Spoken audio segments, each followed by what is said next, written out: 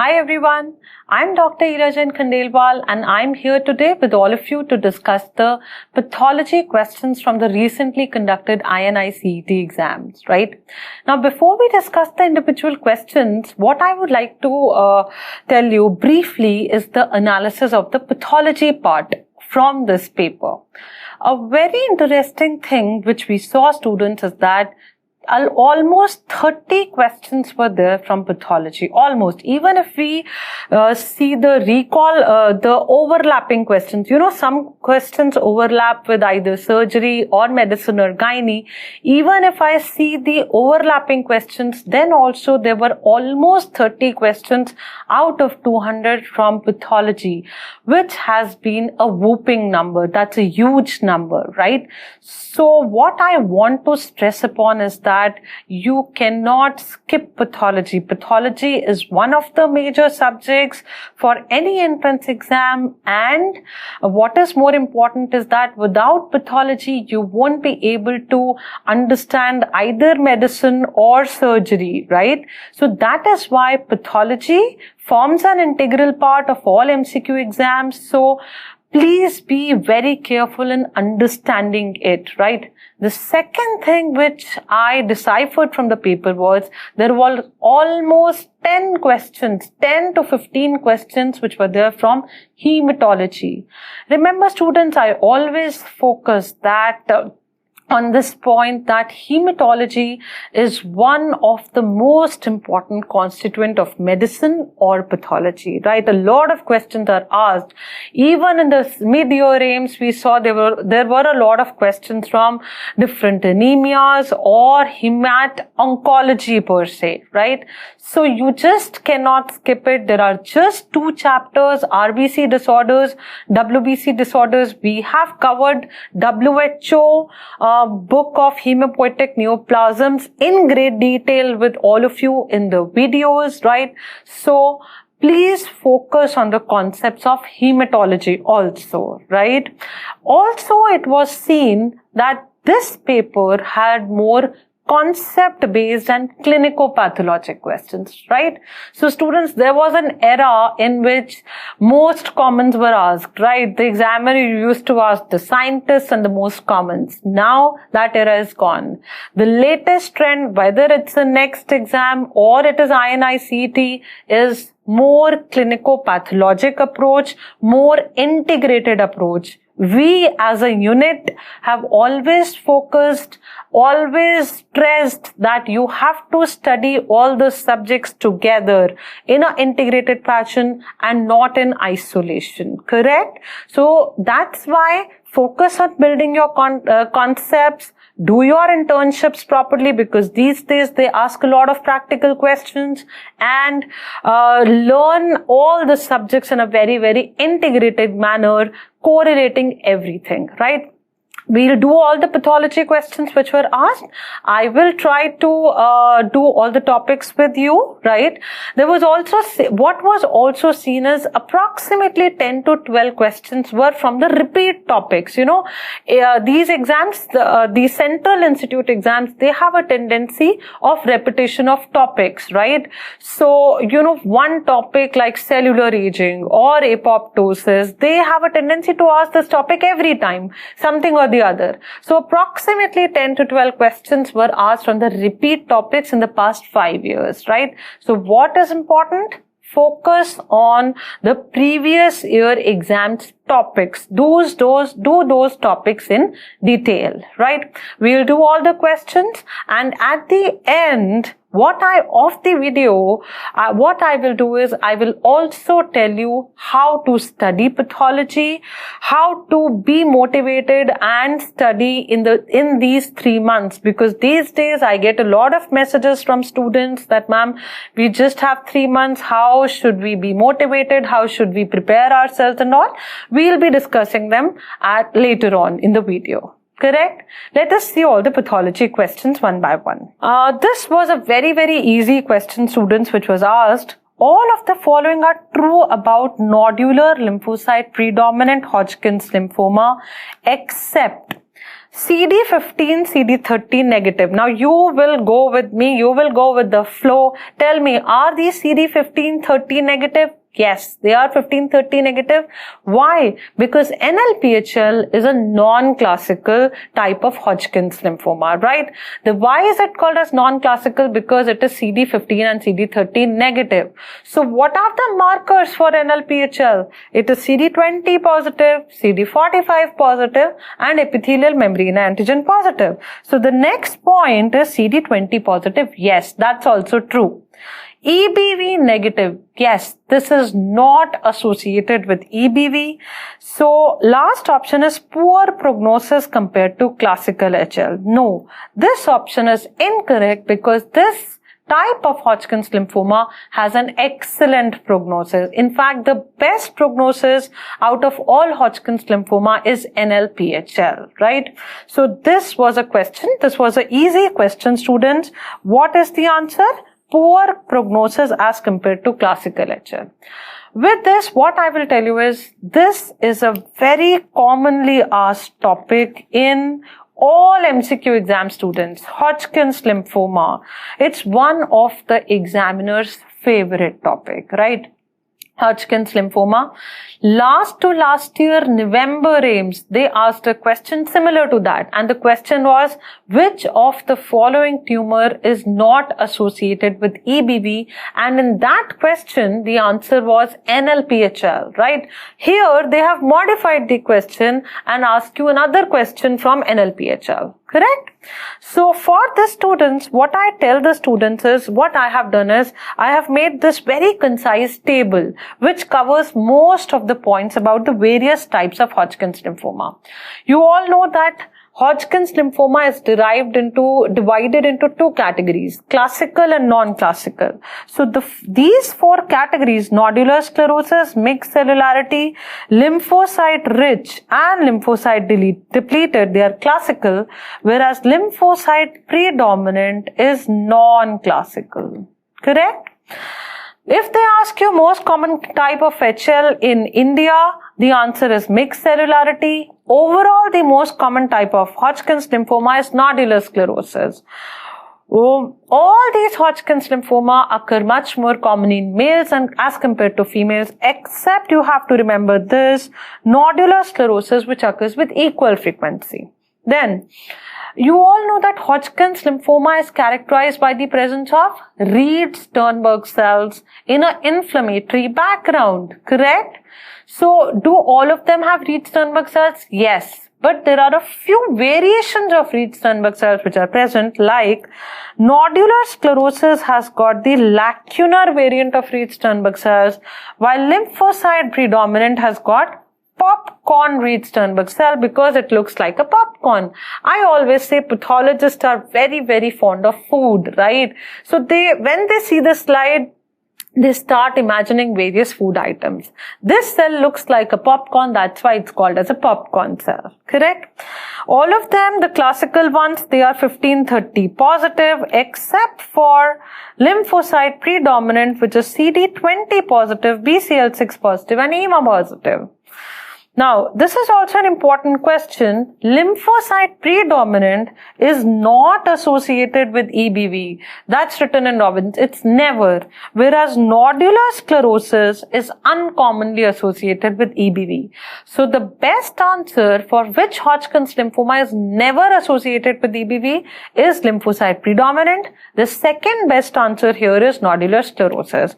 All of them are associated with EBV. Which is maximally associated with EBV? That's another question which is asked. The answer is mixed cellularity, right? And which of the following has excellent prognosis? Lymphocyte predominant. Second best excellent prognosis is nodular sclerosis, right? Also, students, this image has very commonly been asked in the exams. This is the image of a classical Reed-Sternberg cell, which is a binucleate cell. Can you see? It is binucleate and it has a prominent eosinophilic nucleoli.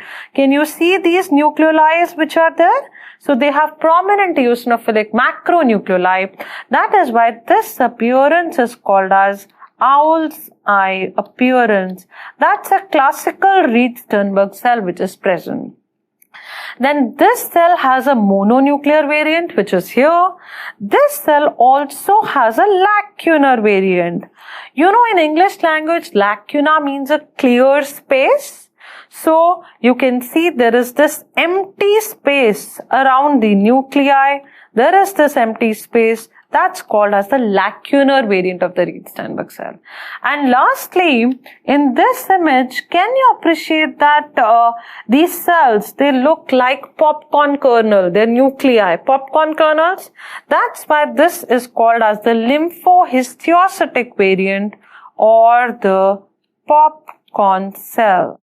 The L and H variant or the popcorn cell, right? This is a gist about Hodgkin's lymphoma, one of the examiner's favorite topic, right? So we have done it in detail. Next question. What is the diagnosis in a given peripheral smear, right? So there was a peripheral smear which was given again. See, next question is also of hematology. So can you see what is this arrowed cell? Can you appreciate that this arrowed cell has got multiple nuclei? There is 1, 2, 3, 4, 5, 6, 7. So what is this cell called as? This is called as a hypersegmented neutrophil. That's a very basic image which I always show, and it can come in the exam. I've always said hypersegmented neutrophil. What is a hypersegmented neutrophil? A neutrophil with more than 5 lobes is a hypersegmented neutrophil. It is a characteristic feature of megaloblastic anemia due to vitamin B12 deficiency, right? So what is the answer? It's a very, very direct question, very basic question which is there. What is the diagnosis in peripheral smear? So the diagnosis, it's a hypersegmented neutrophil. When you see a hypersegmented neutrophil, the first DD which we think about is megaloblastic anemia due to B12 deficiency. That's why the correct answer here is B12 deficiency anemia. When iron deficiency anemia is there, what you will see? You will see microcytic hypochromic red cells. So smaller red cells, and there will be hypochromia along with something which is called as pencil cells, right? Not seen here. Hereditary spherocytosis will show spherocytes. What is a spherocyte? Smaller, totally spherical cell with no central pallor. There is no central pallor in a spherocyte. Myelodysplastic syndrome will have features of myelodysplasia like dysplastic granulopoiesis, erythropoiesis and thrombopoiesis. All the dysplastic features can be there. So the answer here can also be MDS. If you have to think about one option, students, best answer is B12 deficiency anemia. Second best answer is myelodysplastic syndrome, because even dysplastic granulocytes might show hypersegmentation. Correct? So both the answers can be there, because students told me that this INI CET had multiple questions with multiple options. So if you had to mark two options here, both the things would be answered. But if one option was there, this is the best answer, because we always mark the more common option. Correct? So this is about this question, the diagnosis in this peripheral smear. Next, what will be the most likely condition associated with increased TSH and low T4 level? Again, a very clinical question, students. If the patient's TSH is high and T4 is low, simple physiology, medicine, that means this patient has got hypothyroidism, correct? Why? Because in hypothyroidism, your T3 and T4 decrease and your TSH increase. That's the profile, thyroid profile, which is given in this question. So I have come to a diagnosis that this patient has hypothyroidism. Now in the options, we have to figure out one entity in which we have this profile. First option is Hashimoto's thyroiditis. Yes, that's the answer. Why? Because Hashimoto's thyroiditis is a very common, it's an autoimmune disorder and it's a very common cause of hypothyroidism. Correct? So that's why this is the answer. Let's see the other options. The next is Graves' disease. Graves' disease is a very common cause of hyperthyroidism, not hypothyroidism. So here there will be increased T3, T4 while TSH will decrease. So there will be opposite profile. So that's not the answer. Pituitary adenoma. Pituitary adenoma, if it's a thyrotrophic adenoma, increased level would be there. Correct? Hypoparathyroidism, not related, right? So best answer here is Hashimoto's thyroiditis. Correct? Now students, thyroid disorders is one of the examiner's favorite topic. Whether it is Hashimoto's thyroiditis or Riedel's or other kinds of thyroiditis, whether it is thyroid malignancies, it's asked every year, right? So few words here about Hashimoto's thyroiditis. It is an autoimmune disorder, right? All of you know.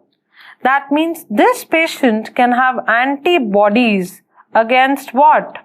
Antibodies against thyroglobulin, antimicrosomal antibodies. So antimicrosomal antibodies, antithyroglobulin antibodies, those can be there. Anti-tissue peroxidase antibodies can also be there. Correct? Which genes can be defective? So next time on they can ask the genes.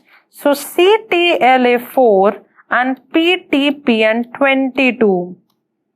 This can be a question in the next year exams, next exam students. CTLA4 and PTPN22. These are the two genes that can be defective. Then we always discuss students the histopathology of Hashimoto's. Very, very frequently these questions are asked from thyroid. See students, this is a normal thyroid gland histology. That's how a normal thyroid gland looks like. That's how a normal thyroid histology looks like. We have thyroid follicles which are seen. These are the follicles. And these follicles are filled with colloid. The pink colored material is colloid and they are lined by cuboidal epithelium. Now this is a normal thyroid biopsy. When I say a thyroid biopsy in case of Hashimoto's thyroiditis, I see that it looks like a lymph node. Suddenly I see it looks like a lymph node. For example, this image. Can you see that this are the lymphoid follicles which I can see? Now I have taken a biopsy of the thyroid, but I am seeing some lymphoid material. That is what we see on histopathology. So H&E of Hashimoto's. H&E of Hashimoto's, it shows lymphoid follicles. It shows lymphoid follicles with germinal centers. Can you appreciate? These are the lymphoid follicles. That means abundant lymphocytic infiltrate, which we can see. Second thing which we see, which is also extremely important, is Hurdle cell change. What I see are these Hurdle cells, right? Also called as oncocytic change. So sometimes there can be a MCQ, Hurdle cell change or oncocytic change is a characteristic feature or is seen in answer is Hashimoto's thyroiditis. In this image, can I see these cells which have abundant eosinophilic granular cytoplasm? So these cells are actually Hurdle cells. Hurdle cells or oncocytes, wherever they are present, they have abundant eosinophilic granular cytoplasm, right? Abundant eosinophilic granular cytoplasm. Why? Because of the presence of excess of mitochondria. Correct? So that's the Hurdle cell change and lymphoid follicles. Those are the two important things for Hashimoto's thyroiditis histology, and that can be a future exam question. Correct? Another thing which is very frequently asked is which malignancies are increased in a patient of Hashimoto's thyroiditis? So this patient is at increased risk of papillary carcinoma of thyroid. Which thyroid malignancy? Papillary carcinoma. Also, you can see lymphoid follicles. It is also at increased risk of extranodal marginal zone lymphoma. There is also an increased risk of extranodal marginal zone lymphoma, right? Another exam question which can be asked next time from Hashimoto's thyroiditis, right? So this is about this question. Let's move to the next one. This was a easy and a straightforward. Again, the most commons which you love, right? What is the most commonly seen tumor in retroperitoneal space?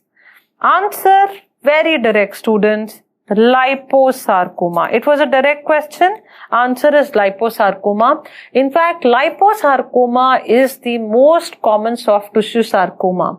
And what is the most common site? Retroperitoneal space. Why is the answer not rhabdomyosarcoma? It is very common in the extremities, right? It's a tumor of skeletal muscle, very common in the extremities, very rarely found in the retroperitoneal space. In fact, rhabdomyosarcoma is the most common soft tissue sarcoma in children, right? Then we have synovial sarcoma. Again, it will affect the arms, the extremities more commonly as compared to the retroperitoneal space. Neurofibroma is a nerve sheath tumor, right? Not occurring in the retroperitoneal space. So this was a very direct question. The most common tumor in retroperitoneal space is a liposarcoma, right? Absence of marked structure will present with all of the following conditions except. This was a very interesting question. A little tricky question, students. Again, you have to apply your brain. It's a concept-based question.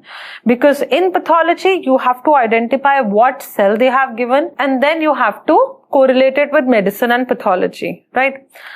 So, first of all, you should know what is the mark structure which I have shown. I am not sure whether this exact image was given or not, but students told me that there was an image from the gastric biopsy, from the stomach, and what was shown was some pink colored cells. These are the pink colored cells. They were shown.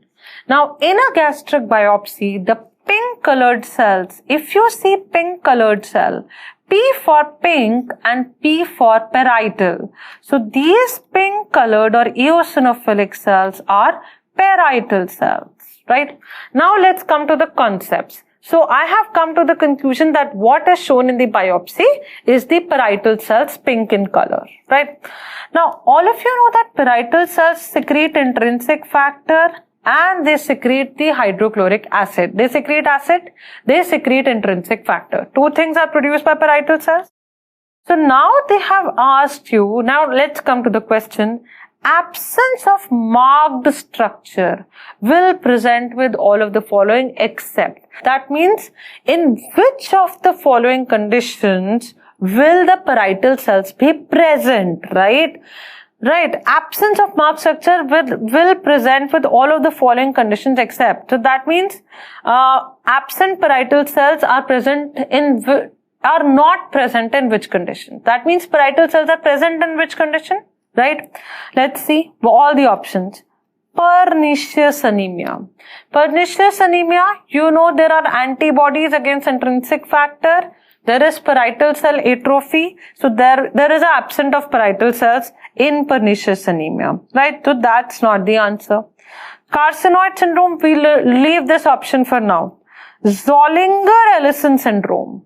What happens in ZE syndrome, students? ZE syndrome is also called as a gastrinoma, right?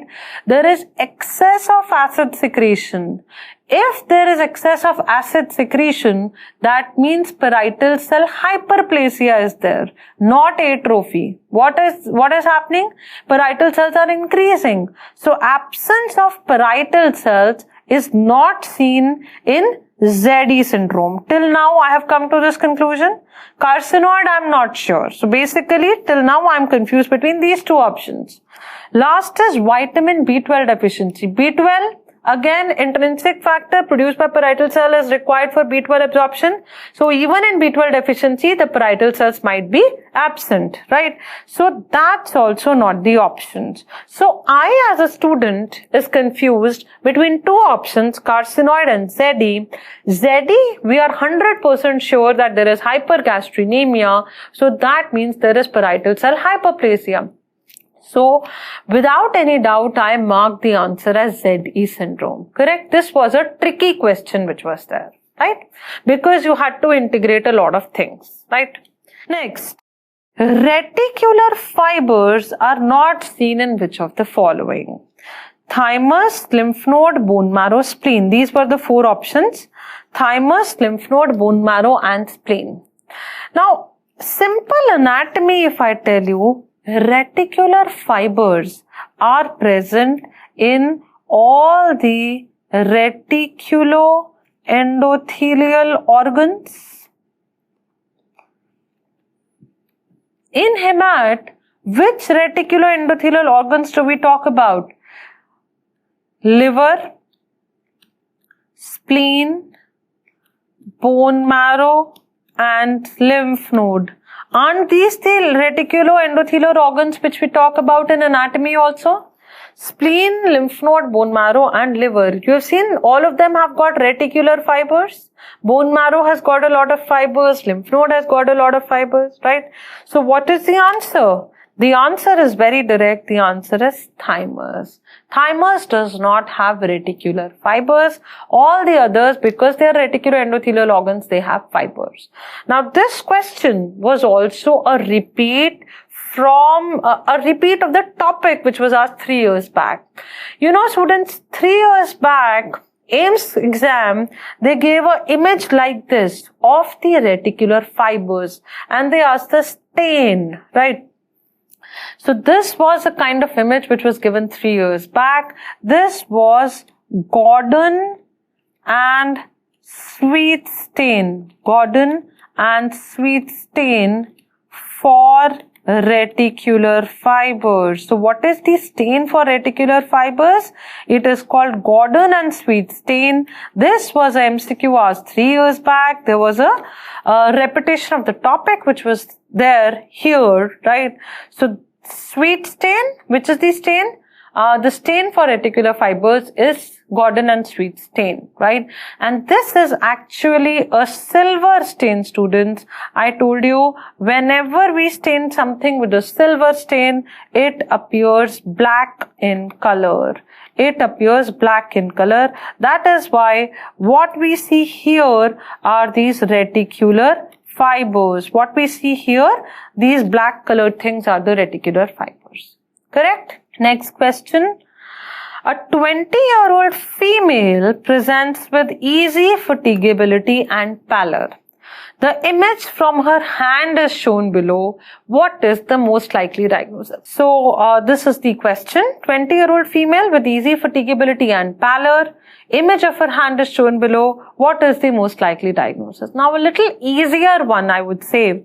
Whenever you see the history of a young female with pallor and easy fatigability, in India, the first thing we think about is iron deficiency anemia, right? That's the first thing.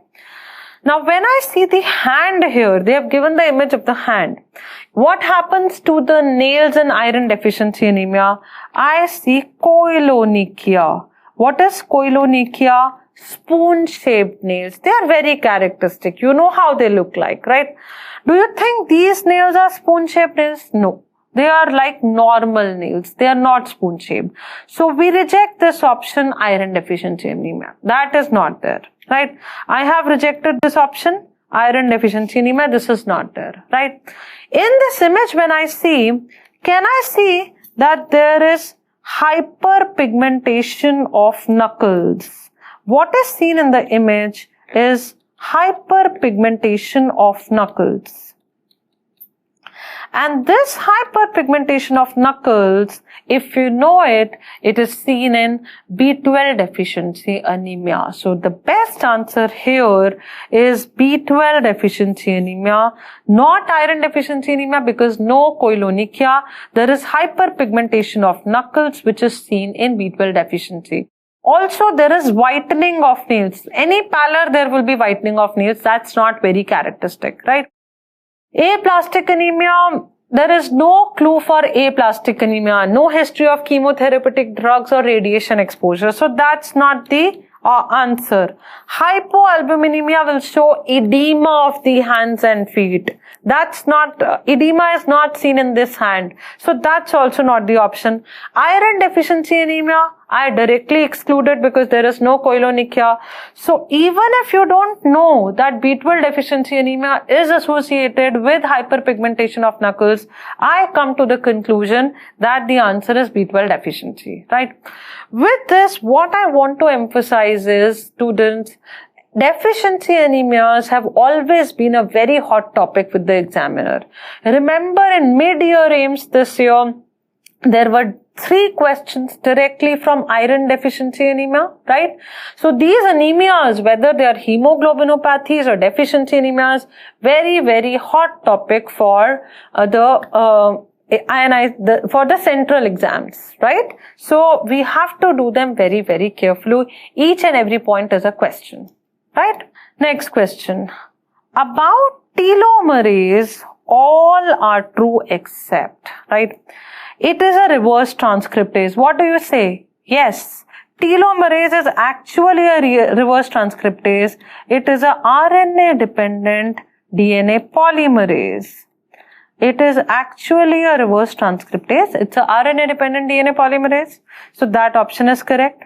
It maintains the length of chromosomes. Yes, we study it many times. It will maintain. What this telomerase does is, it does not allow the telomere to shorten. So it will maintain the length of chromosome. That's also correct. They are present only in eukaryotes. Yes. They are involved in DNA repair. No, that's the answer. Telomerase is not involved in DNA repair. It's not involved in DNA repair.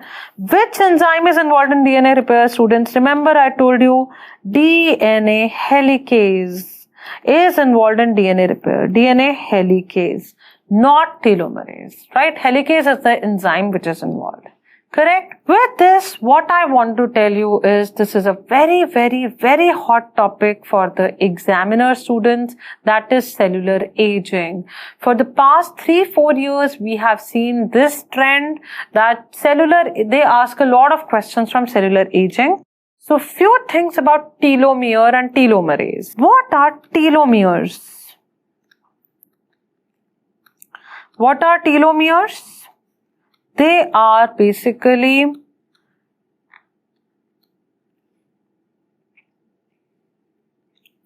short repeat sequences. They are short repeat sequence of nucleotides at the ends of chromosomes. Remember, we studied they are present at the ends of chromosome, and this sequence most commonly is TTA. Most commonly, this sequence is TTA-GGG. That's the most commonly sequence, right?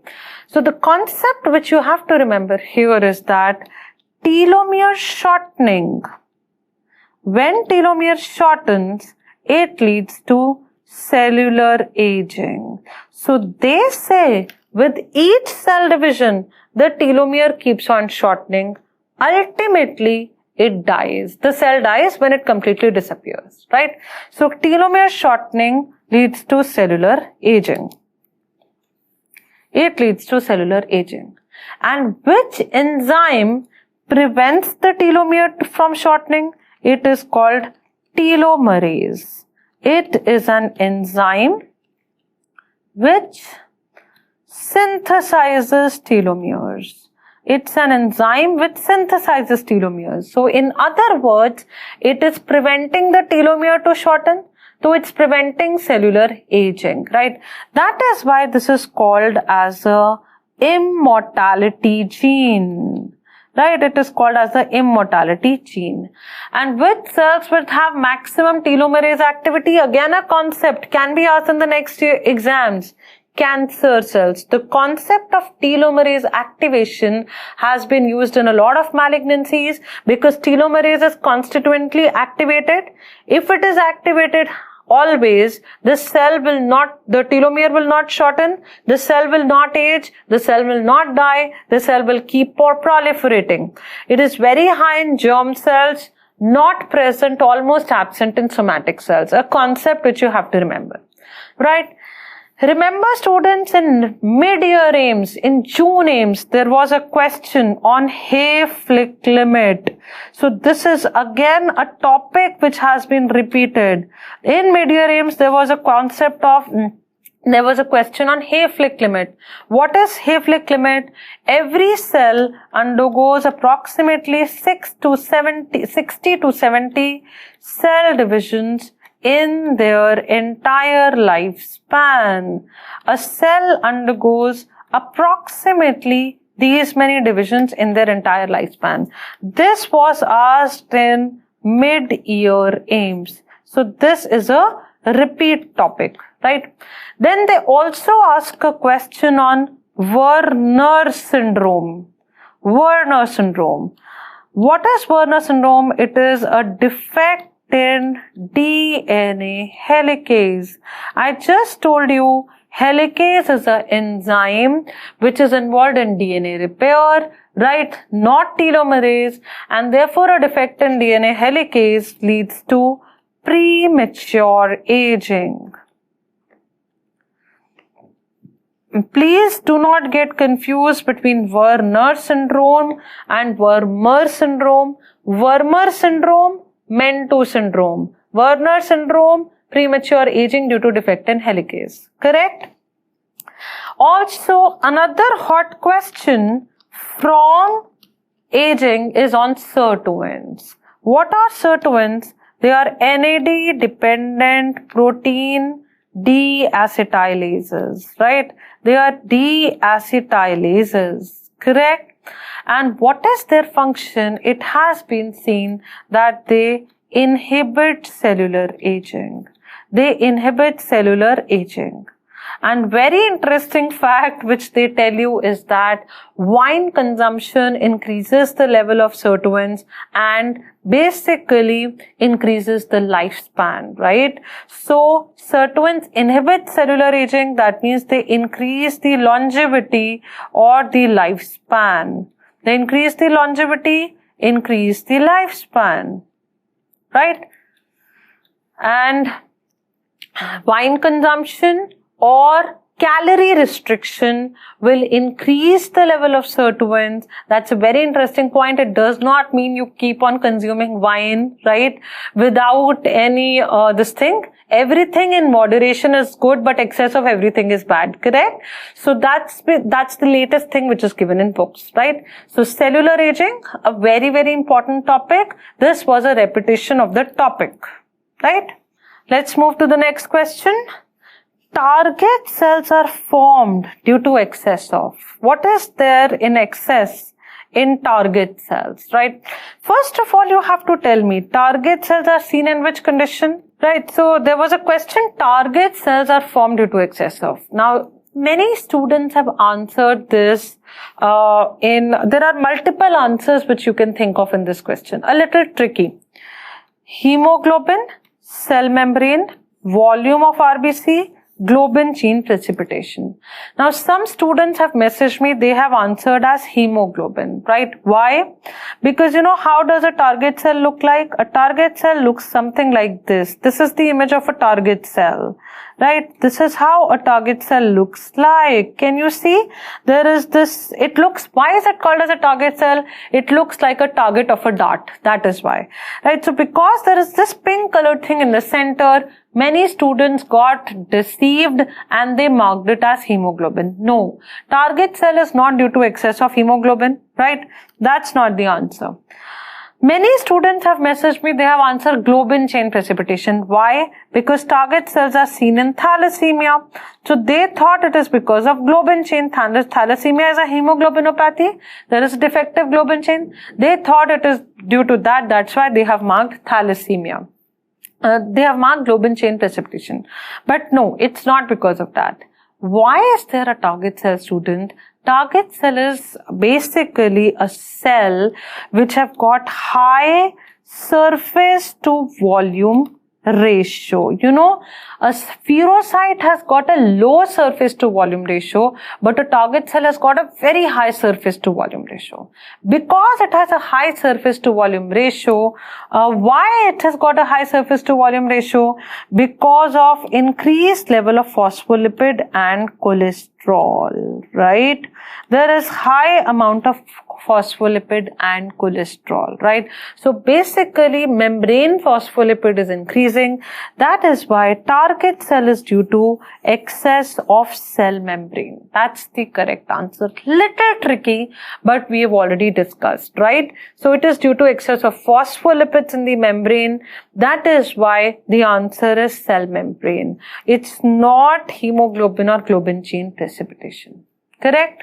This is how a target cell look like. The best answer for where do you see the target cell? Answer is thalassemias. That's the best answer. Can also be seen in liver diseases. Next. Okay, this was a easier question and there are many questions around this topic which have been asked previously. Match the following. We have silicosis, mesothelioma, Kaplan syndrome, asbestosis. Now suppose I don't know silicosis, right? We have I will see which options do I definitely know. Kaplan syndrome. You know Kaplan syndrome, this is one thing which we just ingrain in your mind. What is Kaplan syndrome is? Combination of Kohlwerker pneumoconiosis with rheumatoid arthritis, right? A patient of Kohlwerker's with rheumatoid arthritis, Kaplan syndrome, right? So let's look for the option.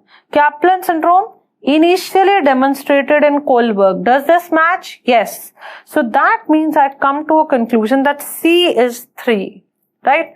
So only those options in which C is 3 will be the answer. Then mesothelioma. Mesothelioma is a pleural tumor, you know. So malignant pleural infusion without any mediastinal shift. Can I match this with this? Yes, malignant pleural effusion.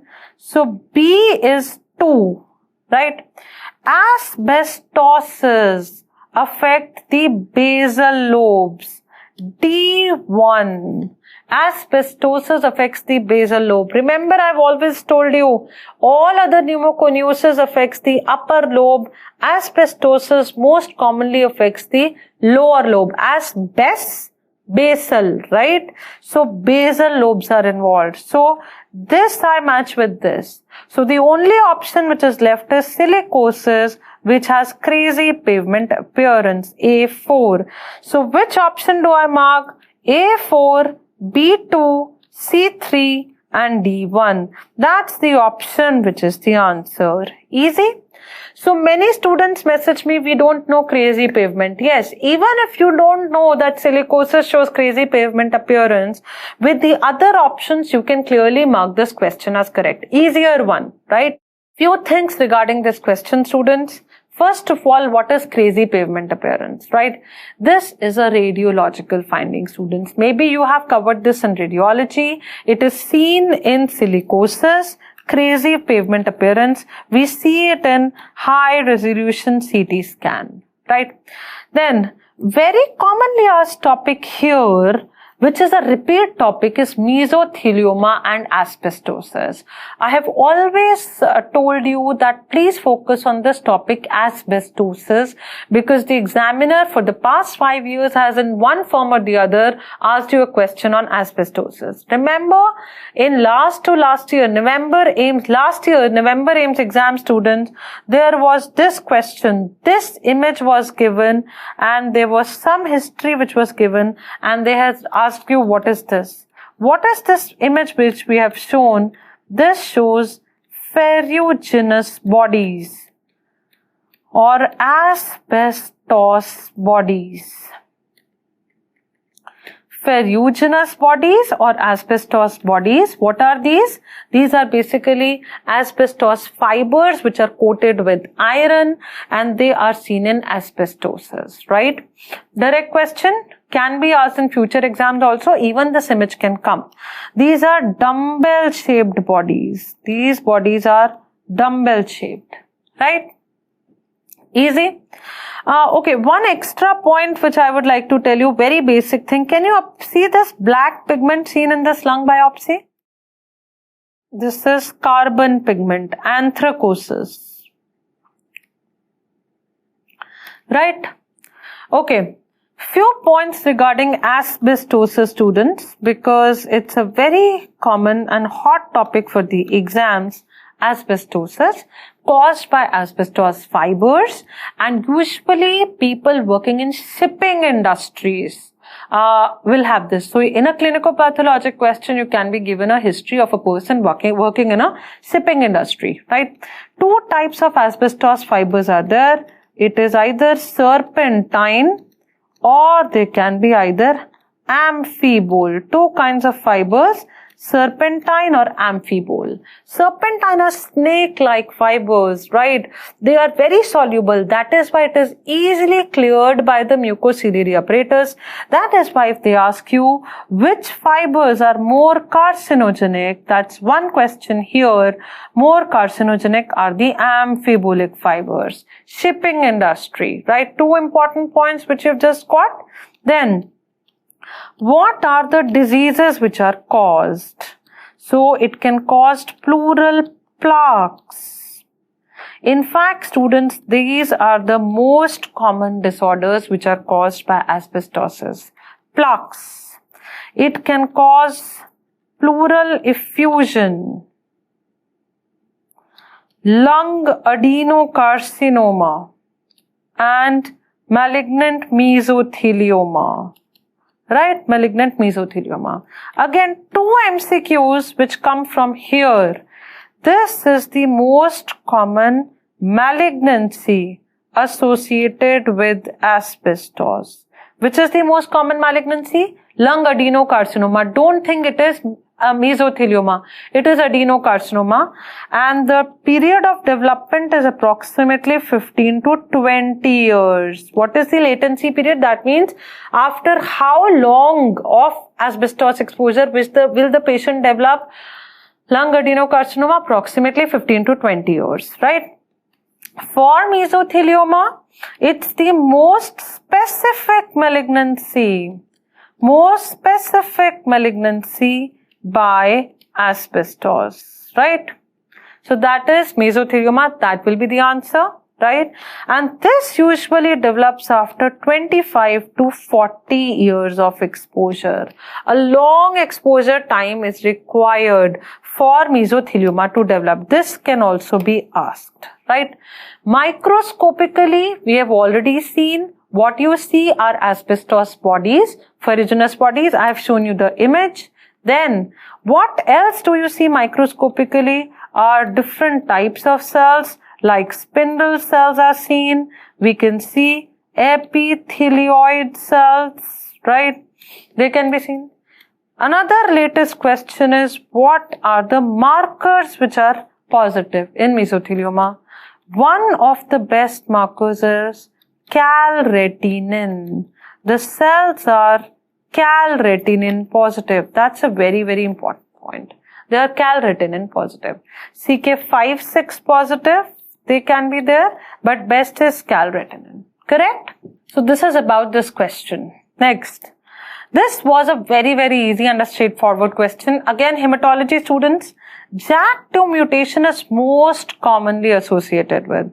Options were polycythemia vera, ET, CML, primary myelofibrosis. First of all, remember I told you JAK2 mutation is seen in all myeloproliferative disorders except CML. What do you see in CML? Philadelphia chromosome T922, not JAK2 mutation, right? JAK2 mutation is seen in all myeloproliferative disorder. Now the problem in this question is all the other options like PCV, ET and primary myelofibrosis are myeloproliferative disorders. But the most common syndrome disorder associated with JAK2 mutation is polycythemia vera. That's why this is the answer most commonly, right? And what is this thing which is present? JAK2 V617F. That's the exact mutation which is present most commonly in polycythemia vera. Direct question, right? Next. A child was brought to the emergency room with a lesion on the forearm. As a surgery resident, you decide to excise the lesion in the OT. Which of the following investigations will test for the entire coagulation pathway? This was a little tricky one, right? The question here was a little tricky one, but I think that you might have answered it correctly based upon rejection mechanism. Now, they have asked you which will test the entire coagulation pathway, right? Let's see the options. APTT. Does it test the entire coagulation pathway? No. APTT is just a test for the intrinsic coagulation pathway. So not the option. PT. Is it a test for entire? No. It's a test only for the extrinsic coagulation pathway. So that's not correct. Thromboelastography. Let's leave this. Clotting time. Is it a test? It's a totally obsolete test. We usually do not do it in the labs also these days. Leave it that this is a test for entire coagulation pathway. No. So which is the option we are left with? Thromboelastography. That's the answer. So I am hoping that by this mechanism of rejection, you have answered this question correctly, right? So this thromboelastography is the latest technique, student, to test the entire coagulation pathway, because in this you can also test the clotting reaction, the fibrinolytic reaction. It's a method of testing the efficiency of blood coagulation, the entire pathway. Usually is used in surgery units, the emergency rooms, the ICUs, and by this you can assess the platelet function also, the clot strength also, fibrinolysis also. So the entire coagulation pathway can be calculated, can be measured from this technique, that is thromboelastography. So students, what I am presuming in the future INICET exam or the next exam is they can ask you questions on this technique called as thromboelastography, right? So Dr. Rohan has covered this technique in surgery in detail, thromboelastography. Please learn about this technique, because this is the technique which can be asked in future MCQ exam. This year, because of rejection, we could answer the exam, but then the potential question is this technique, TEG. Right? There is this graph which is given that how do you test the entire coagulation pathway. We can test the clot formation, we can test the fibrinolysis, and this is the type of graph which is formed, right? R is the reaction time. This R which we say is the reaction time which is there, right? The details, please look for surgery, right? The next question is, which of the following conditions will have the least chance of a dry tap on bone marrow aspirate, right? We have studied dry tap in detail many times, students. What is a dry tap? When you do a bone marrow aspirate, when you are aspirating from the bone, nothing comes out of the bone. Nothing comes out. The needle is completely dry. That is called as a dry tap. And in all the conditions in which the aspirate shows a dry tap, what you do? We do a bone marrow biopsy. Remember, we discussed the conditions in which you can see dry tap. So what are the causes of dry tap? Remember, either there is nothing in the bone marrow. When will there be nothing in the bone marrow? In conditions like aplastic anemia, right? There will be nothing, right? That's a cause of dry tap. Then whenever there is a fibrosis of the bone marrow, excessive fibrosis, nothing will come out, no material will come out, right? So any cause of bone marrow fibrosis, right? Now let's see the option. This was the basic which we knew, right? Hairy cell leukemia. Will you see a dry tap? Yes, I will see a dry tap. Why will you see a dry tap? Hairy cell leukemia, progressive to myelofibrosis. Why? Because of the excess production of platelet-derived growth factor. That is why it can show a dry tap. So, that's not the answer. This will have a chance of developing into a dry tap, right? What is the bone marrow biopsy of hairy cell leukemia? Shows a fried egg appearance or a honeycomb appearance. Another question, right? Then we have the option of follicular lymphoma. I don't think, why will follicular lymphoma have a dry tap? We have never heard of any fibrosis or a dry tap, right? That should be the answer, but let me see the other options. AML-M7, right? That is acute megakaryocytic leukemia. Remember, we discussed it's the only type of AML which progresses to myelofibrosis.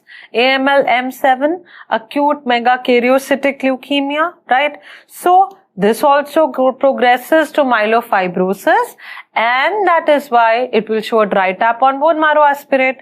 Also, AML-M7, another exam point to take home is that this is the type of AML seen in Down syndrome, right? Most commonly associated with Down syndrome. Myelodysplastic syndromes. Even myelodysplastic syndromes can develop myelofibrosis and produce pancytopenia or dry tap on aspirate. So what's the best answer which I come to? It's follicular lymphoma. So this was an easy question. There was no problem. We know our basics are correct. Either aplasia or fibrosis. You know in which situations do you have fibrosis, right? Sorted?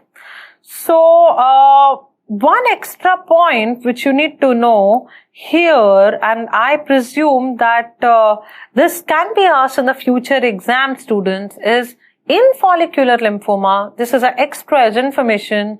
What you see on the bone marrow biopsy is something called as paratrabecular lymphoid aggregates. Paratrabecular lymphoid aggregates. In this image, right, this is slightly a high level thing, students, please understand. In this image, can you appreciate it's a bone marrow biopsy? And these are the bony trabeculae. This thing which I see is the bony trabeculae, right? Can you people appreciate that there are this arrowed thing? These lymphoid cells are aggregated near the bony trabeculae. The lymphoid cells are aggregated near the bony trabeculae. This condition is called as paratrabecular lymphoid aggregates, which is seen in follicular lymphoma. That's a future exam question. It is seen in follicular lymphoma, right? Another thing which has been previously asked students, they have given the image of a needle. Remember? So this topic is again AIIMS examiner's favorite. They have asked you, what is this needle? These are the bone marrow needle. What's the bone marrow needle's name? The bone marrow aspiration needle's name, there is Sala's needle, there is Klima, K-L-I-M-A, and there is Jamshidi's needle. The advantage of Jamshidi's needle is we can do aspirate and biopsy both together. We can do both aspirate and biopsy from this needle, right? So this image was given a few years back in AIIMS exam. This year they asked you about dry tap, right? So all this is very frequently asked in the exam. Next question. See students, again a hemat question.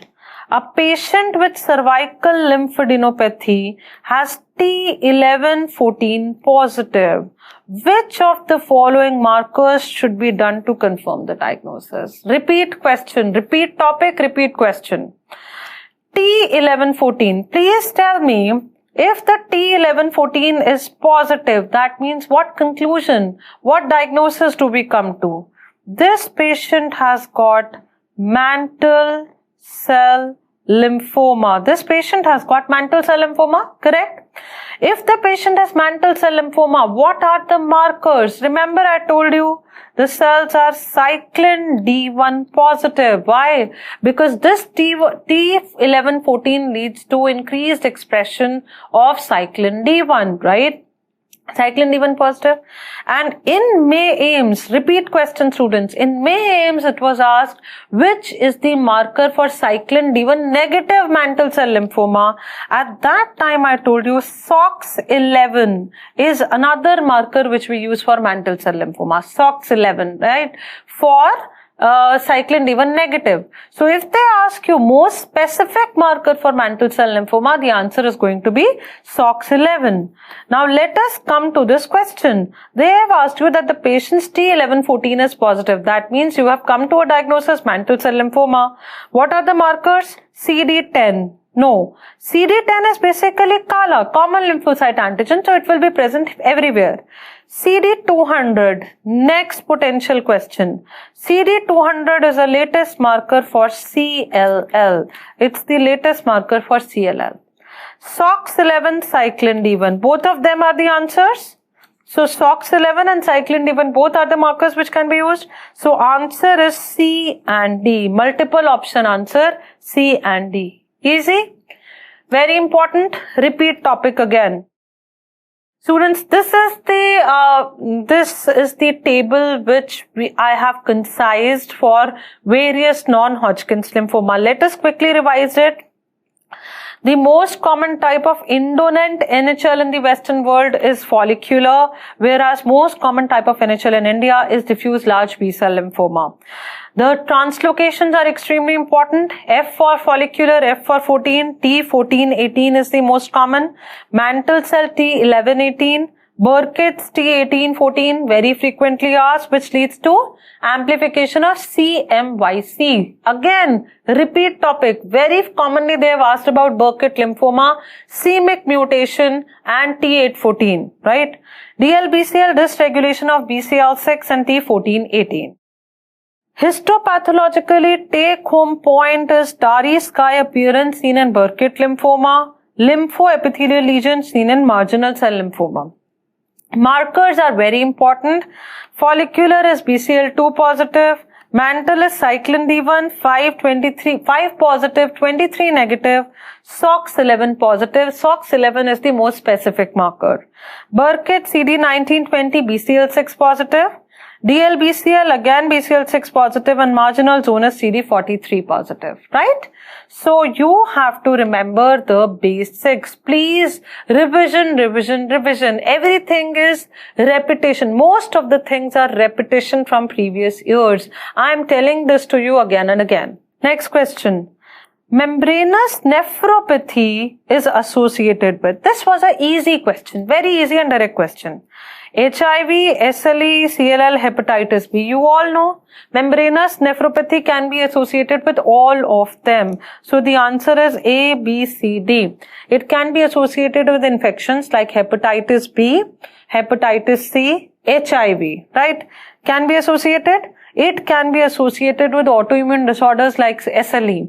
It can be associated with malignancies like carcinoma of colon or pancreas or CLL, right? So that's why the answer here is A, B, C, D. Direct question. There is no concept which I can explain you here. The few MCQs which you can take home from here. The most common type of nephropathy associated with HIV is FSGS, right? Then which is the most common associated with hepatitis C?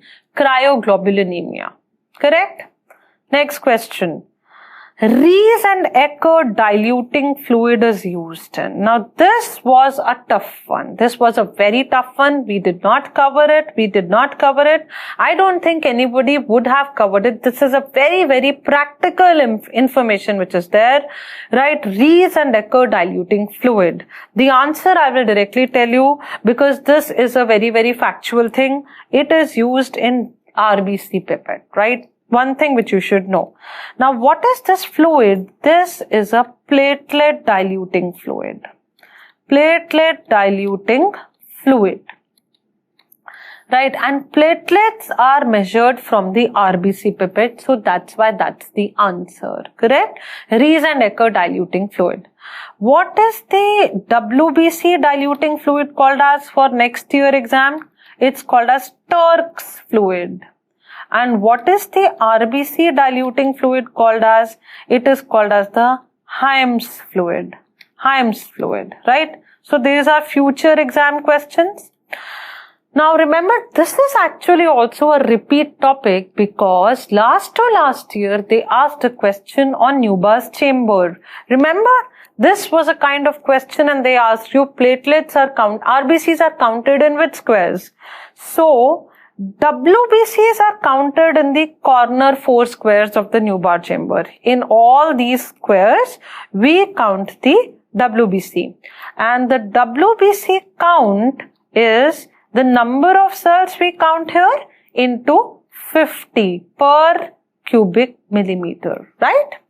RBCs are counted here in these squares. We count the RBCs, right? The red squares which are 1, 2, 3, 4, 5. We count the RBCs and the RBC count is equal to N into 10,000 per cubic millimeter. Platelets are also counted in these squares, right? This was an image which was 2 years back, kind of a repeat question of the topic route. Now, in next exam, they can also give you the images of these tubes, right? So let's see how do you differentiate. This is a WBC pipette. How do we identify W for WBC, W for white? So we see a bead here. It has a white bead. Whereas this pipette is a RBC pipette and it has a red bead. R for RBC, R for a red colored bead, right? Then you also see the markings. The markings are 0.5, 1 and 11 on a WBC pipette. On a RBC pipette, they are 0.5, 1 and 101. Obviously, the RBC count is much more, so the markings are also higher. These are two very important differences to differentiate between a RBC and a WBC pipette. This can be a question next time now, right? Clear? Next. Methylation is responsible for all of the following except, right? Now this also, what do you mean by methylation? First of all, you should know that. I have been stressing on the fact that one of a very important topics from general pathology can be asked is epigenetics. Epigenetics, right? Epigenetics, what is epigenetics? It is basically heritable modifications in DNA. They are basically modifications in DNA, right? And they lead to decreased expression of genes. Decreased expression of genes. And how they occur? They occur by two processes, DNA methylation and histone deacetylation. These are the two major mechanisms by which they occur. DNA methylation and histone deacetylation. Epigenetics, right? Here they have asked methylation is responsible. That means they are asking about epigenetics, decreased expression, gene silencing. So epigenetics is responsible for gene silencing. Yes.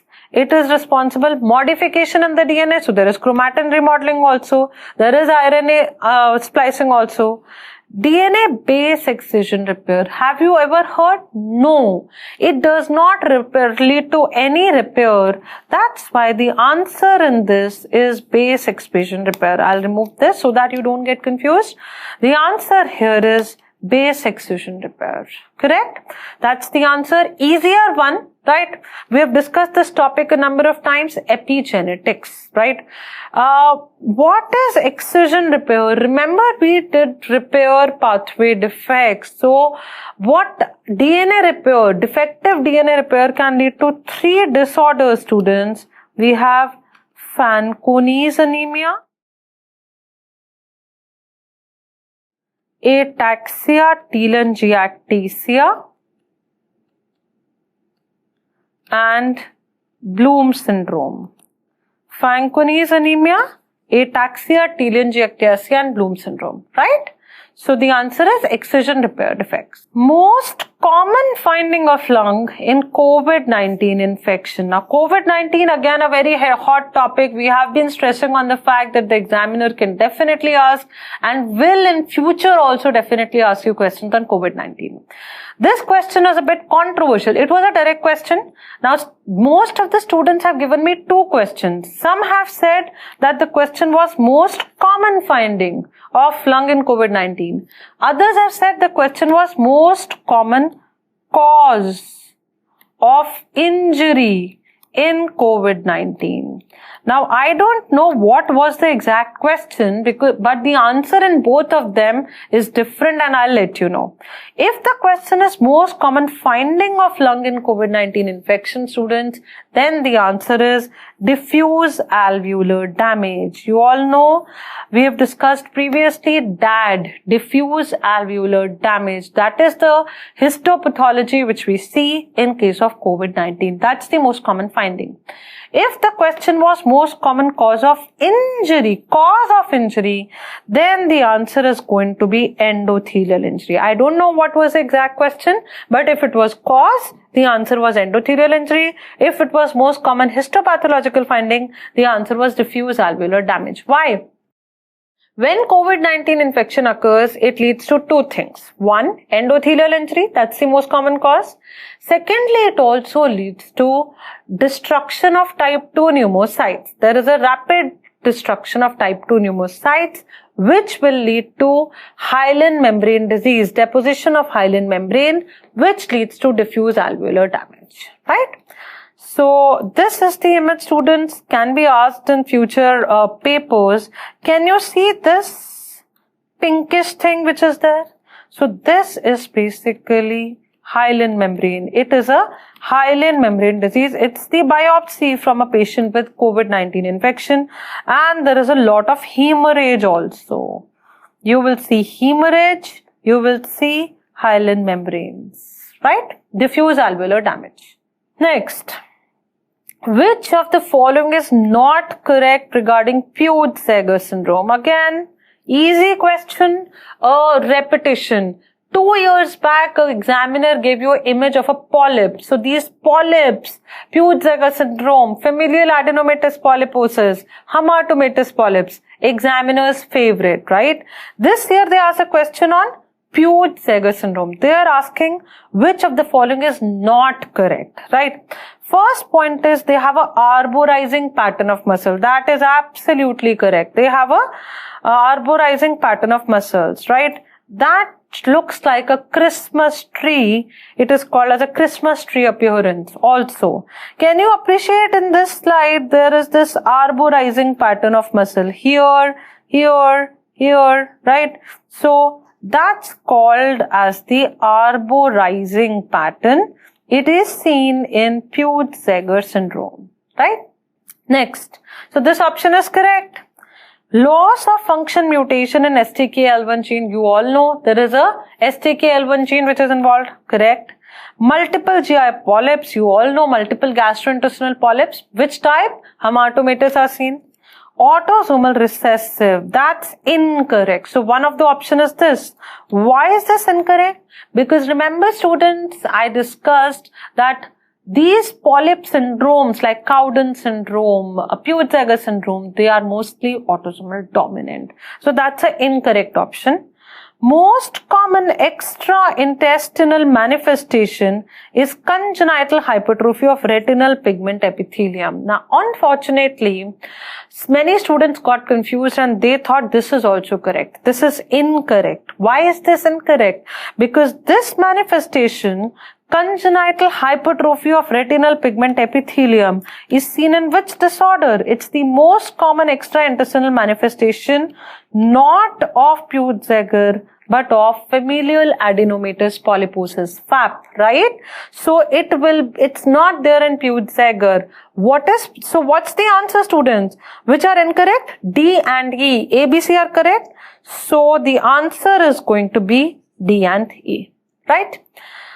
What is present In Peutz-Jeghers syndrome, extra thing which you have to remember is perioral hyperpigmentation. Can you see this image? We can appreciate that in this image, this perioral mucocutaneous hyperpigmentation. So when the students read pigmentation, unfortunately, they thought that's also the correct answer, right? So this pigmentation is also associated with Peutz-Jeghers syndrome. Correct? Next question. What fixation technique is used for fat in HPE, right? So, this was also a direct question. Students, I don't think there was any complication in this. For fat, you know, fat dissolves in paraffin, which we normally do in histopathology. That is why fat can be fixed with frozen section. So the answer to this question is very direct. It is frozen section. Fat and carbohydrates are usually fixed in frozen section. Correct? So the examiner also has a tendency to ask one or two questions on something which is practical in histopathology. Like they will ask you some staining technique. In mid-year aims, they ask you something about the pap smear fixative, right? So they will ask you something about any fixative. You all know what is the most common fixative used in histopathology? 10% neutral buffered formalin. Once they ask you a question about fixative used for testicular biopsy, what is that? That is Bowen's fluid. Then they also asked a question about fixative used for electron microscopy. What is that? Glutaraldehyde. So they have been very, very commonly asked in the exams, right? Next. Which of the following can cause pancytopenia on blood examination? Again, students, hematology. While I'm doing the paper, it feels like I'm doing some hematology paper because mostly it is from hematology, right? Now, pancytopenia, that means all the blood cells are decreasing. It should be easy. We have already discussed, right? First option is megaloblastic anemia. Can megaloblastic anemia show pancytopenia? Yes, remember I told you in megaloblastic anemia there is pancytopenia. Why? Because there is a maturation arrest. Although there is hypercellular marrow, so there is pancytopenia with hypercellular marrow. Why marrow is hypercellular? There is erythroid hyperplasia. But there is pancytopenia in the patient because of maturation arrest. Why? Because of nuclear cytoplasmic asynchrony. So this is correct. Hairy cell leukemia will show pancytopenia. Yes, this will also show pancytopenia. Why? Because remember I told you hairy cell leukemia will show pancytopenia because 50% to 60% cases progress to myelofibrosis because of the secretion of platelet-derived growth factor. So that's also there. MDS with hypocellular marrow. Yes, if there is hypocellular bone marrow, automatically there can be pancytopenia. APML. No. APML does not show pancytopenia. Acute promyelocytic leukemia will show increased TLC, right? It's a leukemia, so it might show increased TLC. In most of the cases, it does not show pancytopenia. That's why the answer here is A, B, C. The first three conditions, all these conditions will show pancytopenia. Again, the concept which we have already discussed, right? Next, a 10-year-old male child presents with pain around the left knee joint. On X-ray, there is a lesion at the distal femur extending up to the terminal end. Following is the clinical image of the patient. What is the most probable diagnosis? Now, this was the image which was given students. In a 10-year-old male child, a lesion in the distal femur and the lesion looks really bad. Can you appreciate that there is some tumor which is there, which is tan in color and it is growing in the cortex, medulla, everywhere, right? It is growing outside the bone also, a bone forming tumor. It's growing outside the bone, right? Can it be osteosarcoma? The age also supports osteosarcoma. Age of the patient is very important in CNS tumors and bone tumors, right? So for this age, osteosarcomas are common, right? Let's see the other options. One option is giant cell tumor. One, the age is not supportive. Other is giant cell tumor, usually is a brown tumor which shows a lot of hemorrhage. See this, students, in this image, can you see this? This is basically because of a lot of hemorrhage. It is usually a brown tumor. That's why this is the gross of giant cell tumor, right? Then students, osteosarcoma. I think this should be osteosarcoma. Osteoid osteoma, it's not a benign tumor. That's not the answer. Chondroblastoma. Chondroblastoma is a cartilage producing tumor. A cartilage producing tumor will be more shiny. Cartilage is shiny. So this is actually a chondro tumor, cartilage producing tumor. Can you appreciate this white glistening thing which is there, right? So this is a chondroblastoma. Correct? So that's why the answer in this question is osteosarcoma, right? Again, students, again focusing on the same fact that there is clinico-pathologic interaction, right? This is like orthopedics. You have to integrate your orthopedics knowledge with your pathology knowledge, right? Next question. A 14-month-old child with HB 6.3 was undergoing repeated blood transfusion. The last transfusion was given in 9 months. What is an investigation for definitive diagnosis? This is an interesting question, right? The image shows these cells which are there, right? Now the history of this, again a clinico-pathologic question. A young child with such low hemoglobin, history of repeated blood transfusion, and target cells on smear. Can I see target cells on peripheral smear? It clearly indicates that this patient has got thal major. This patient has got thalassemia major. Entire history and PS is suggestive. Now, what is an investigation for definitive diagnosis? Let's see the options. Parenteral HPLC, globin gene sequencing, ferritin bone marrow aspirate. You know, bone marrow aspirate and ferritin are not used much for diagnosis of thalassemia major. So this cannot be the option. Now my students were confused between these options. HPLC and globin gene sequencing. What will you mark? Now, this was a slightly tricky question. If I had to mark multiple options, I would have marked both as correct. Why? Because you all know that the most common screening test used for thalassemia is hemoglobin electrophoresis. Now, that's not there in the option, but that's a screening test. I told you that the investigation of choice for thalassemia, for beta thalassemia, the investigation of choice is HPLC, high performance liquid chromatography. That is also one of the examiner's favorite, right? That's the investigation of choice. That's one option which is given. And also for definitive diagnosis, students, what you can see in this question, you don't know whether this patient has alpha thalassemia or beta thalassemia. So you can also do globin gene sequencing. From globin gene sequencing, you will get to know whether this patient has alpha or beta thalassemia, and it is a higher notch investigation than HPLC, right? So both can be the answer, but if I have to choose one, better answer will be globin gene sequencing. Correct?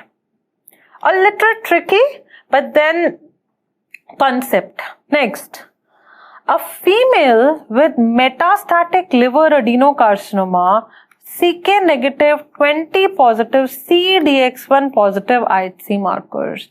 So this profile of CK7 and 20, right? It's very commonly asked. Which of the following is the most likely primary, right? So the answer to this question, students, CK7 negative, 20 positive is colon carcinoma. The answer is colon carcinoma. It was a direct question. If you know this table, another thing, I am not sure whether the question said CDX1 positive. If it was given CDX1 positive, so this CDX17 is directly involved in intestinal differentiation, colonic differentiation, right? So you could have directly come to the diagnosis of colon cancer, but I'm not sure whether they gave it or not. One or two students said they gave it, right?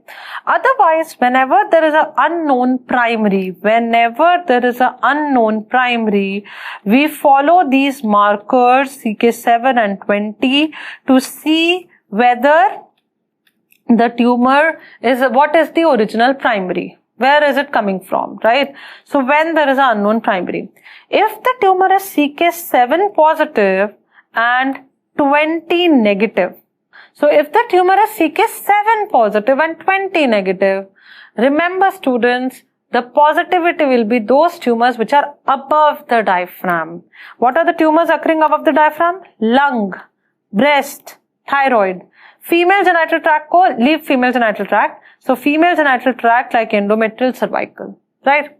When the profile is CK7 and 20 both positive, when both are positive, pancreas, stomach, biliary tract, urothelial adeno. So that is below the diaphragm. That is how you can remember. It is a factual information, no concept is involved. You just have to mug this up, right? When the CK7 negative 20 positive, like given in this paper, this question, colorectal cancer, and both are negative in prostate, hepatocellular and renal cell carcinoma, right? The below epithelium is not seen in, again, a very basic histology question. You will see that for the past 3 or 4 years, the examiner has repeatedly asked you basic histology, right? So, can you appreciate in this image, there is this epithelium. So, what I want to know is, what kind of epithelium is that? That's the knowledge which the examiner tests. 1. So, my pathology knowledge says that this is pseudo-stratified. Can you see the stratification of nuclei? And I can see cilia here. So it is pseudo-stratified ciliated columnar epithelium. Pseudo-stratified ciliated columnar epithelium, right? Now my anatomy knowledge comes and pathology knowledge comes that in which conditions do I see pseudo-stratified ciliated columnar epithelium? Where do I see this epithelium, right? So, do I see this epithelium in oviduct? Yes, I do. In the fallopian tubes? Do I see it in the epididymis? Yes. Do I see in the bronchi? Yes. The entire respiratory tract is lined by this epithelium. Do I see it in the ependyma? No. The ependymal lining is not lined by this epithelium. So, that was the answer. Right? Even if I don't know which organs are, this is present, I know it by rejection. Correct? Next.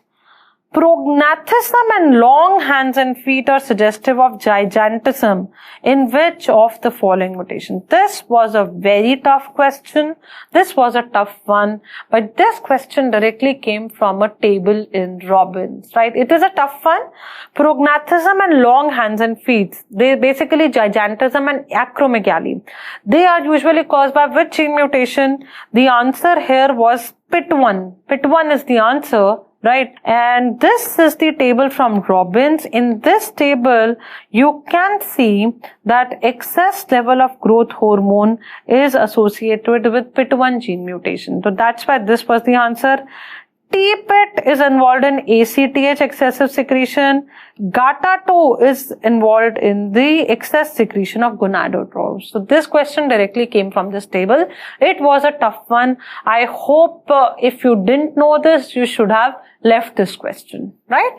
Next, which of the following clotting factor deficiency will not affect the clotting in vivo? This was also a tough one. You know, clotting can occur in vivo and in vitro. Vitro, that is extrinsic factor, vivo, that is intrinsic, right? Now, which of the following clotting factor deficiency will not affect clotting in vivo? That means in vivo, that means intrinsic they are talking about. So, you know, 12, 11, 9, all these are the factors which are there. So I am involved in all these 3 factors are important. 5, 7, 9, 12. What will you do? Remember students, this is again a factual thing which you have to remember. The answer was factor 12. Why? Because factor 12 is the initiating one. That is also called as a contact factor or the Hedgeman factor, right? So it is not activated. It is not much involved in this clotting in vivo. The rest of the factors are very much involved. That is why the answer is factor 12, right? Tough one. Then, identify the cells marked in the given image. Very easy, students. Wherever I start with hematology, I start with this same image. I start with the same image, students. We discussed in hematology, right? So it's a very basic thing. Again, I'm telling you, hemat question, basics, right? So the cells marked in the given image. First cell which you see, number 1. Can you appreciate this cell? It has got 2 nucleus and it has got brick red granules. So which cell is this? This is a eosinophil. So eosinophil is 1. C is 1, right? Then second cell, this cell when I see, there are no granules in the cytoplasm and the central round nuclei, very minimal amount of cytoplasm, that's a lymphocyte. So 2 is a lymphocyte. Then this cell clearly in which dark blue granules are obscuring the nucleus is a basophil. So 3, basophil is number 3. And this cell with a horseshoe shaped nuclei is a monocyte. So this is number 4. So what do we conclude? There is A2, B4, C1, D3. Let's see this option. This is the option and that's the answer. That's a very basic thing which you should know, right? And this cell here which I see, that's a neutrophil. So this was the final question which I had, which students had recalled from pathology, right?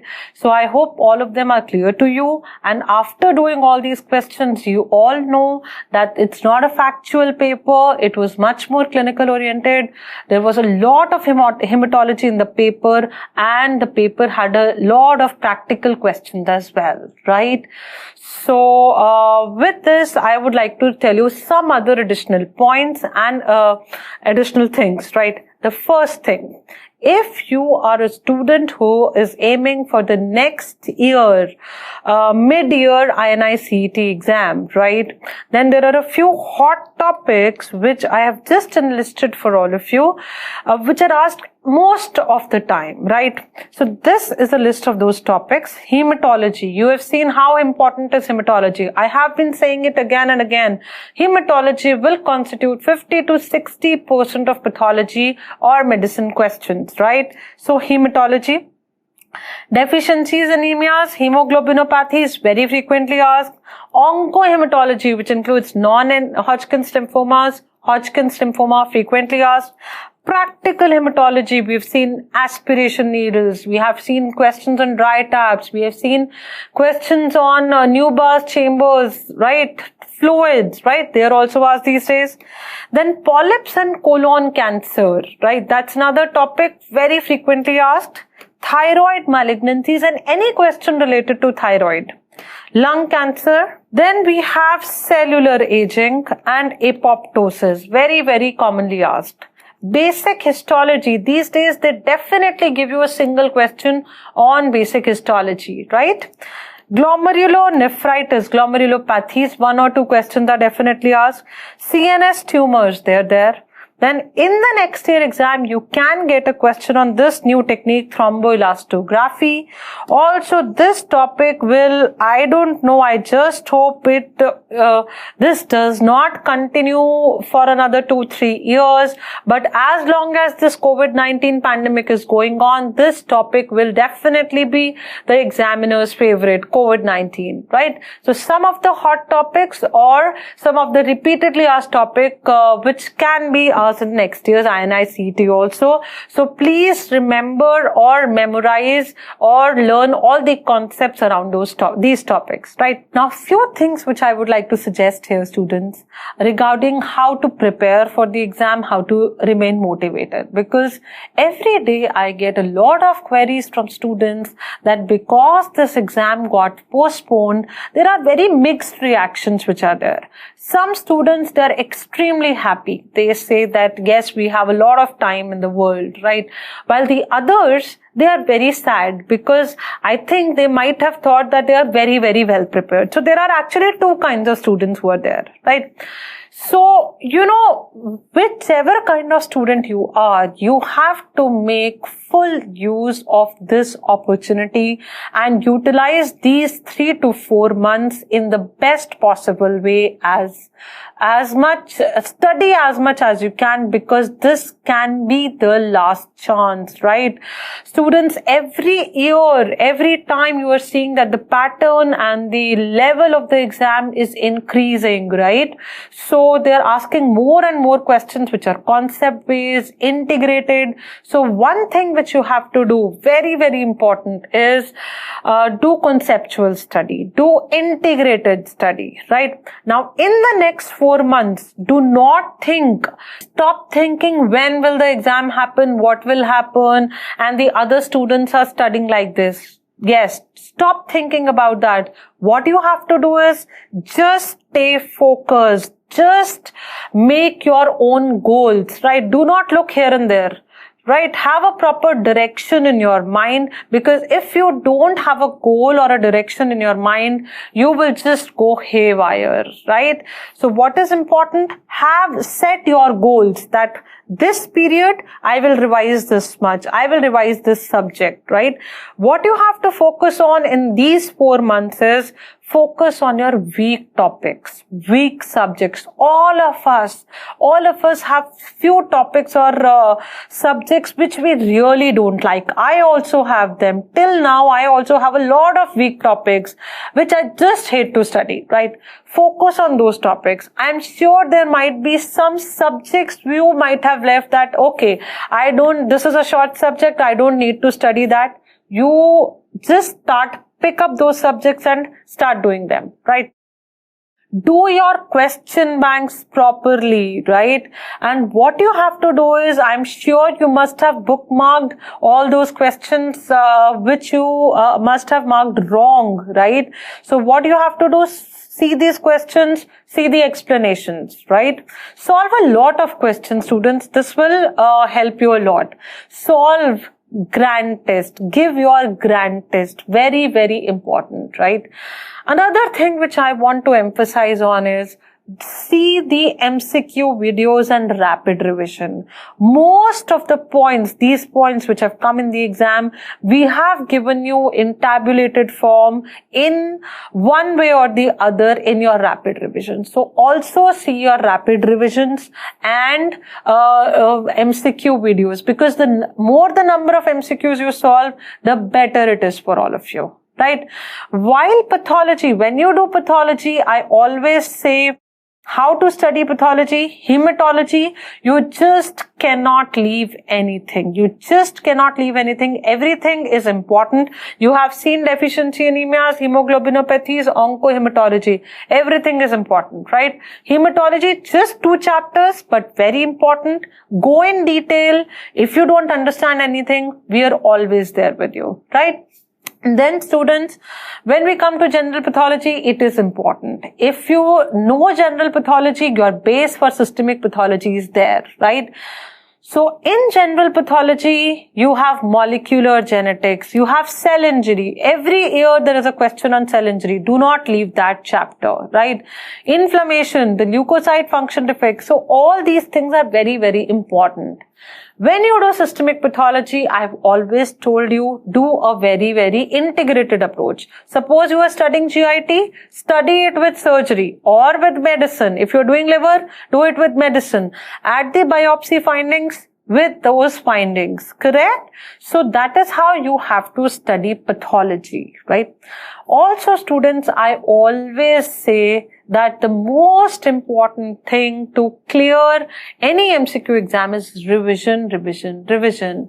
Without revision, what happens in the exam is you just don't know. You are aimless, or you are confused between two options. If you know the concept, if you have revised things, then you can clear any MCQ exam, students. You have to revise things at least thrice, 3 revisions. That's my motto, right?